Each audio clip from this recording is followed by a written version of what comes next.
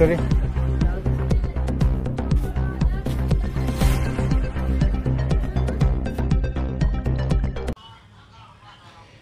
सोलापूर शहरातील बाबू जगजीवनराम झोपडपट्टी परिसरातील 2 शाळकरी विद्यार्थिनींचा आज दूषित पाणी पिल्यामुळे मृत्यू झाल्याची या परिसरात चर्चा आहे। शहर मध्यचे आमदार देवेंद्र कोटे यांनी या घटनेची माहिती मिळताच तिथे पोहोचून महापालिकेच्या अधिकाऱ्यांनाही पाचारण केले। पोट दुखत असल्यामुळे सिव्हिल हॉस्पिटलमध्ये या मुली दाखल होत्या। मुलींच्या मृतदेहाचे शवविच्छेदन झाल्यानंतर नेमका मृत्यू कशामुळे झाला याचे कारण समजणार आहे। कोटे यांनी दूषित पाणी पुरवठा बंद करून योग्य त्या उपाययोजना करण्याच्या सूचना प्रशासनाला केल्या आहेत। दरम्यान सोलापूर कट्टाची टीम घटनास्थळी जाऊन तिथल्या राहणाऱ्या नागरिकांशी संवाद साधत परिस्थितीचा आढावा घेतलाय। काय म्हणाले तेथील नागरिक रहिवासी पहा। चॅनलमध्ये नवीन असाल तर चॅनलला सबस्क्राईब करा, लाईक करा आणि शेअर करा।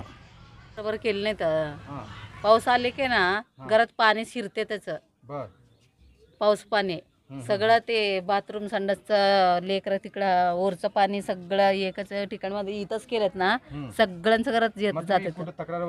नाही दिलंच नाही तर आम्ही काकू लोक आम्ही कुठं तिथं त्यांच्या घरी पण गेलो होतो ना आपण ते पलीकडचं त्यांचं नाव काय नगरसेवक काय कोळे का आता पेरे कधी लहान असताना तुम्ही एकत्र शाळेमध्ये करताय का? हां अच्छा 10वीला आहे तू पण? नाही 9वीला आहे। 9वीला आणि ती 10वीला होती। अच्छा काय बोलणं होतं तुमचं लास्ट बोलणं काय झालं? असाच फ्रेंड वाणी। अच्छा वाटलं होतं असं डेथ होईल त्याची? नाही। कशामुळे झालं असं वाटतं? पाण्यामुळे। लास्ट बोलणं काय झालं होतं? लास्ट बोलणं झालं नव्हतं। तेव्हा कधी ते भेटलं असेल तुम्ही लास्ट बोलणं झालं असेल कशी आहे घरी असं काय ते विचारपूस केला असेल? नाही। तुमच्याशी झालं होतं काय बोलणं? काकू कसं काय अडचणी आहे तिथे आपल्या इथे? काय सांगितलं की तेव्हा किती वर्षापासून राहत आहे आपण इथे? आम्ही इथं म्हातारेच झालेलं आहे। अच्छा काय काय समस्या काय काय तिथे? काय अडचणी काय काय आहेत? अडचण काय पाणीचं तेच अडचण आहे। काय बोळ आहे ते सगळं घर बांधलं नाही काय ड्रेनेज नाही ते वासाने होणारच बिमारी काय करायचं सांगा। हा एवढ्या बोळामध्ये ड्रेनेज ते वास घरात पाणी याचं आहे। काल आज पाणी आलंय सगळं पाणी सगळं घरातच।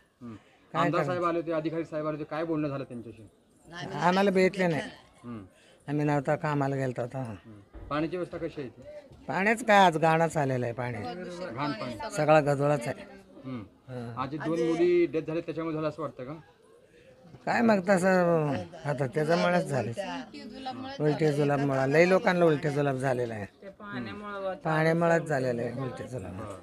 जे हे मुली डेथ झालेले आहेत कधी ओळखता त्यांना आपण? ओळखतो काय? अच्छा कधी बोलणं झालं होतं आपल्याशी? त्यांच्याकडे नाही झालं आम्ही शेजारी होता कशाला बसता जायचं यायचं येता जाताच झालेलं आहे येता जाताच। फ्रेंड आहे का तुझी ही मुलगी? हां कधी बोलणं झालं होतं? काकू काय झालंय म्हणजे कशामुळे झालं ही घटना?